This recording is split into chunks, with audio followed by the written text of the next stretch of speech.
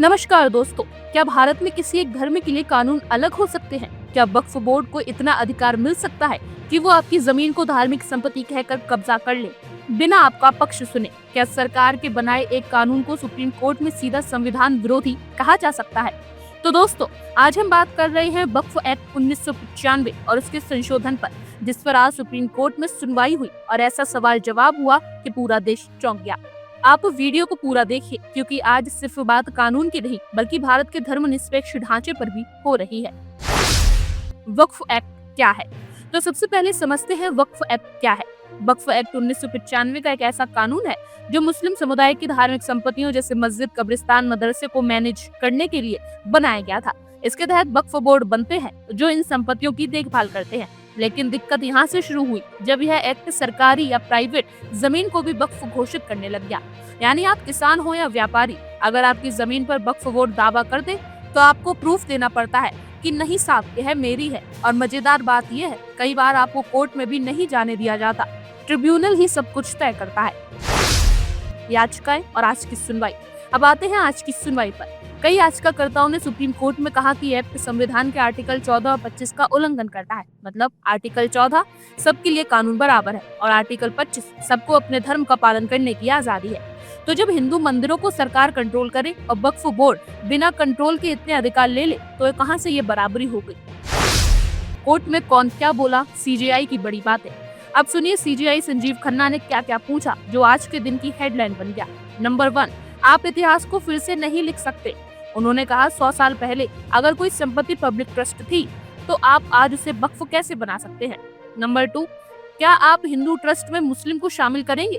CGI ने सरकार से पूछा, अगर आप वक्फ बोर्ड में गैर मुस्लिम को नॉमिनेट कर सकते हैं तो फिर क्या आप मंदिर ट्रस्ट में मुसलमान को शामिल करेंगे? नंबर 3, वक्फ बाय यूजर्स हटाना गलत होगा। ये वो प्रावधान था जिसमें कह दिया गया था कि अगर किसी संपत्ति को मुसलमान लंबे समय से धार्मिक उद्देश्य के लिए इस्तेमाल कर रहा है तो वो वक्फ है। सीजीआई ने कहा इसका कोई सबूत नहीं है, फिर भी आप किसी की संपत्ति को कैसे जब्त कर सकते हैं? सरकार की तरफ से तुषार मेहता। सरकार की तरफ से पेश हुए सॉलिसिटर जनरल तुषार मेहता। उन्होंने कहा, हम ट्रिब्यूनल को कोर्ट जैसा दर्जा देते हैं, वहाँ न्याय होता है।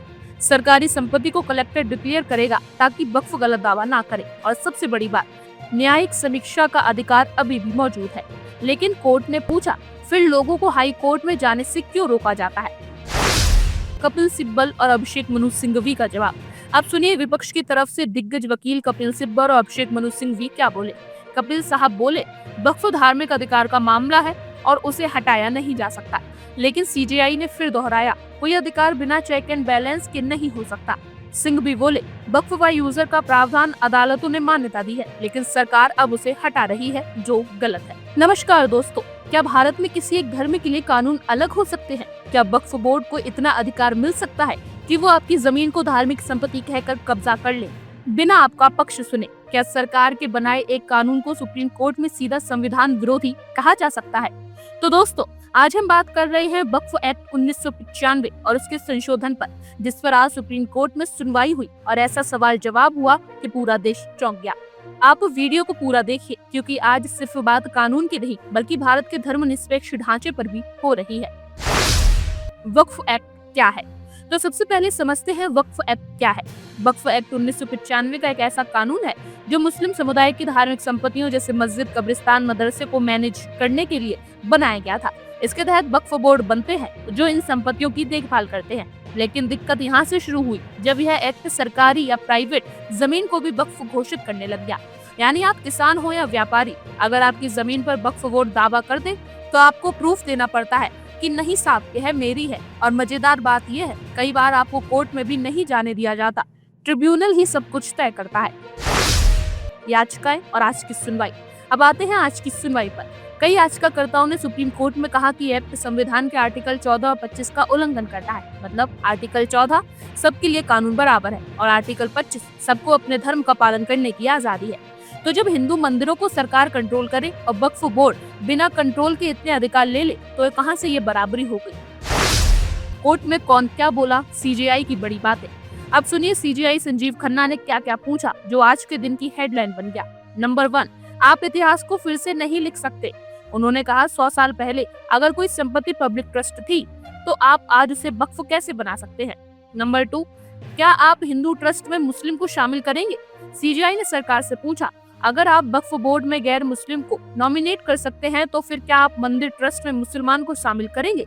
नंबर 3, वक्फ बाय यूजर्स हटाना गलत होगा। ये वो प्रावधान था जिसमें कह दिया गया था कि अगर किसी संपत्ति को मुसलमान लंबे समय से धार्मिक उद्देश्य के लिए इस्तेमाल कर रहा है तो वो वक्फ है। सीजीआई ने कहा, इसका कोई सबूत नहीं है, फिर भी आप किसी की संपत्ति को कैसे जब्त कर सकते हैं। सरकार की तरफ से तुषार मेहता।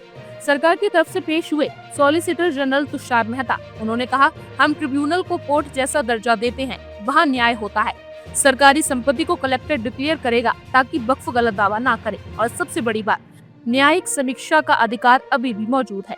लेकिन कोर्ट ने पूछा, फिर लोगों को हाई कोर्ट में जाने से क्यों रोका जाता है? कपिल सिब्बल और अभिषेक मनु सिंघवी का जवाब। अब सुनिए विपक्ष की तरफ से दिग्गज वकील कपिल सिब्बल और अभिषेक मनु सिंघवी क्या बोले। कपिल साहब बोले, वक्फ धार्मिक अधिकार का मामला है और उसे हटाया नहीं जा सकता। लेकिन सीजीआई ने फिर दोहराया, कोई अधिकार बिना चेक एंड बैलेंस के नहीं हो सकता। सिंघवी बोले, वक्फ बाय यूजर का प्रावधान अदालतों ने मान्यता दी है, लेकिन सरकार अब उसे हटा रही है, जो गलत है। चर्चा से निकला बड़ा सवाल। अब दोस्तों, इस पूरे केस से एक बड़ा सवाल निकल कर आता है, क्या भारत में संपत्ति का अधिकार एक धर्म के अधीन हो गया है? क्या एक बोर्ड को इतना अधिकार मिल गया है कि वो किसी की जमीन को धार्मिक घोषित कर दे और बस मुकदमा लड़ते रह जाओ? सुप्रीम कोर्ट ने बिल्कुल सही समय पर इस पर सुनवाई की है और यह भी ध्यान देने वाली बात है, ये सुनवाई बेहद सभ्य और तथ्यात्मक तरीके से हुई। कोई हंगामा नहीं, कोई नाराजगी नहीं, केवल कानून और संविधान पर बात। तो दोस्तों, ये था आज का पूरा मामला जहाँ सुप्रीम कोर्ट ने वक्फ एक्ट की वैधता पर बड़ा सवाल उठाया है। अब सबकी निगाहें इस पर आने वाले बड़े फैसले पर टिकी हैं। ये फैसला सिर्फ एक कानून का नहीं होगा, ये भारत में धार्मिक संवैधानिक संतुलन की दिशा तय करेगा। अगर आप चाहते हैं कि देश में सभी के लिए बराबरी का कानून हो तो इस वीडियो को शेयर कीजिए और बताइए, क्या आपको लगता है कि वक्फ एक्ट में बदलाव जरूरी है?